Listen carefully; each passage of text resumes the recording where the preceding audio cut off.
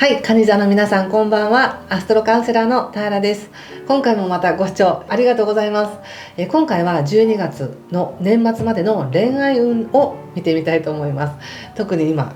気になってらっしゃる方がいるとか、片思いにしろパートナーになってますという方にしろ見てみますね。でそれぞれ状況や、性格も違うと思うので、皆さん全員に一致するとは思いませんが、何かカニ座の皆さんが共通してパートナーと向き合う時、人と関わる時に気をつけることや傾向や対策やヒントを得られればいいなと思って見てみます。よろしくお願いします。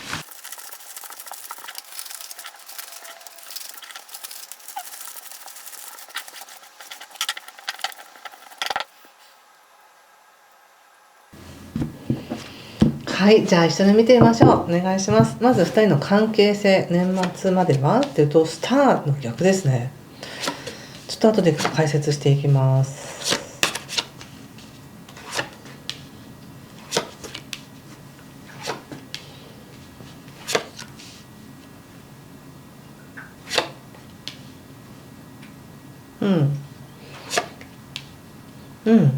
2人の関係性はって言った時にもうこの関係自体がもう理想というかね、本当にいい関係なんだなっていうのが出ています。ここでもうスターっていうのが出ているので、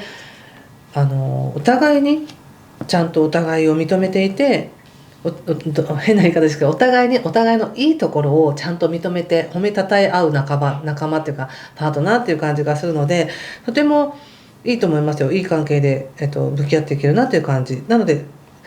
非常にキラキラしたいい関係なんですけれども、その奥を見てみた時にあれみたいな、お互いに思ってることって結構いろんな感情を実は感じてるんだなっていうふうに思ったんです。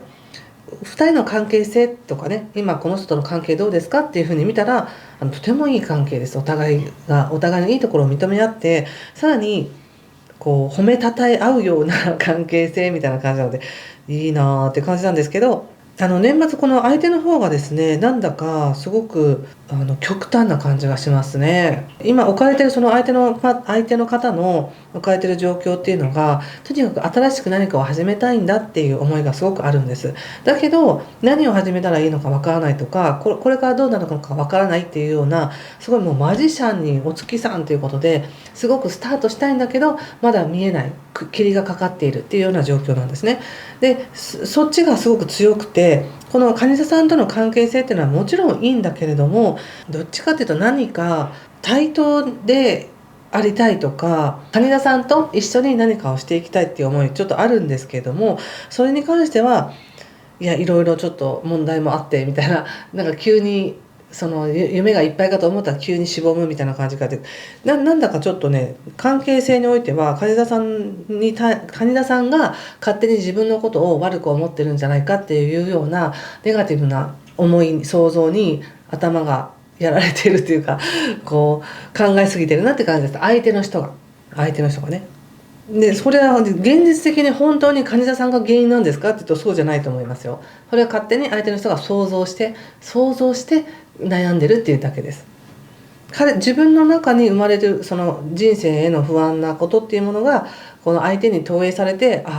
今どう思ってんだろうとか、どうなんだろうっていうことを思ってるっていうことですね。そして蟹座さんはっていうと、もっと精神的なつながりが欲しいって感じがしますね。一見表面的にうまくいってるしいい関係なんですけど、もっと分かり合いたいとか、もっといろんな感情をシェアしたり、方向性を確かめたりしたいなっていう感じを持ってます。もちろんこの関係は続いていくんだろうけれども、一部の部分では諦めていたり、一部の部分では違うんだみたいな感覚はある。でもそれでも全然うまくやっていけますけどね。例えばですけど、相手が自分が大好きなものを相手は苦手とか、相手にとってすごく好きなものは自分はあんまり興味を持てないっていうことも誰でも起こると思うんですけどね。そういったことを共有したいんだっていう感じがします。でもそれを強制することはできないし、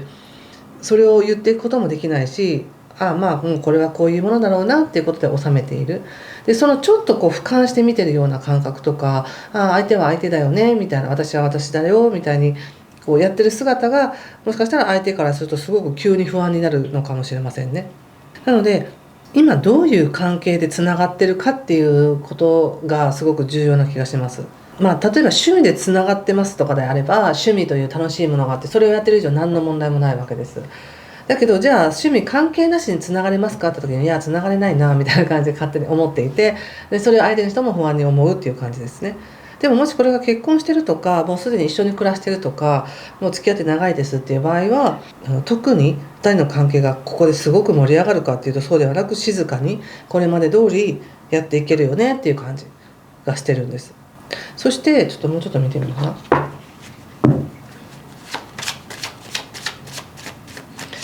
相手は何をそんな不安に思ってるんでしょうね。不毛ですって。自分は役に立たない人間なんじゃないかっていうような感覚に陥る時があるみたいですよ。陥る時があるっていうだけで実際そんなことはないんですけどね。そして蟹座さんは他の人も見てみたいみたいな感じがありますね。なるほど。なるほど。例えばの話ですが、これは例えば出会いを求めて最近知り合いましたとかね、結婚相談所を通じて知り合いましたとか、そういうのってもう結婚相談所という2人の目的が一致してますよね。結婚したいんだという目的が。そういう上ではすごく条件も合うし、この人となら一緒にやっていけるかもみたいな、そういった出会いがありそうな感じ。だけどなんかもうちょっと深く入ってみたら、いやでもこの人と結婚したらもうでも宗教が違うしなとか、いやそもそもの実家の信じてるものが仏教だしなとか、いやこっちは神道だしなみたいな、なんかそういうようなあからさまな違いっていうものがあり、あのだったらちょっと他の人の方がいいかもしれないなみたいな、そういう気持ちがちょっと生まれてるっていう感じです。でも相手は相手でそういう宗教的な違いや価値観の違いっていうことには全然気にしてなくって、自分が役に立つのかどうかっていうことをすごく気にしてます。一緒にやっていけるのかどうか、相手に烙印を押されないかどうかっていうことを気にしてるっていうことです。でお互いにそれを気にしてるから、少しそこには溝があるっていうか、じゃあ深いところでつながっていきましょうみたいな、現実には障害があっても2人で何とかしていきましょうじゃなくて、現実はうまくいくんだけど少し内側ではお互いが距離を保っているっていう感じなんですね。そして金田さんが取るべき行動として言われているのは、遠慮しないでくださいっていう感じですね。自分の喜びは自分が得る資格があるわけですから、その相手に気を使いすぎて我慢してじゃなくて、遠慮しすぎないで自分の求めてることや真実っていうのは語っていっていいと思いますよ。そうなんかお互いが違うところで心配してるだけなので、よくありますよね。こうパートナーシップだったら、特に結婚とかであれば、そのお金を大事にしたい人と、こうお互いの精神的なシェアを大事にしたい人と、なんかそれとももっと物理的なものを大事にしたいとか、いろいろ何を一番大事にしたいかっていうのが違うので、今そこがずれてる感じがするんですね。なのでそれは遠慮なく伝えていくとか求めていくっていうことをしないと、自然と入ってくるものじゃないよって感じです。そして喜びを自分で自分の人生を喜ばせようとすることを許可してねって感じだから、他の人見たかったら見ていいと思いますよ。別にそれは自然なことだからいいと思いますけどね。そしてちょっとね、対策を見てみましょう。受け取るって感じで出てますね。相手の気持ちを受け取るってことなのかな。ちょっとカードで見てみます。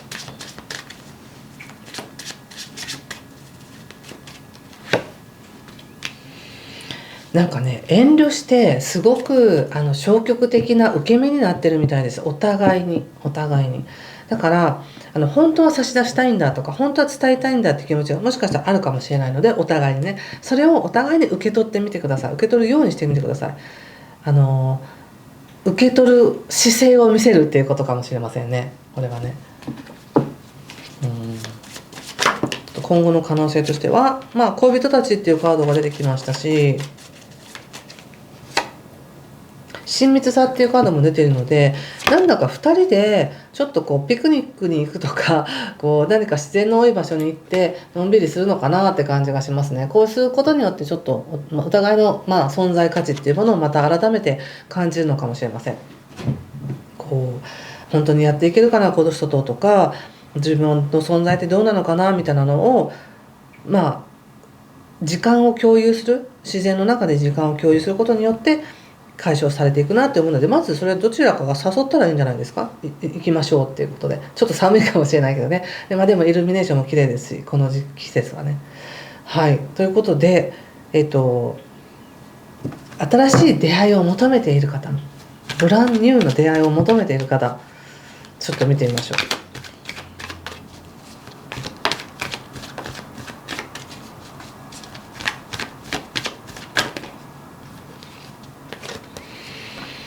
ワンドのページとソードの5ですね。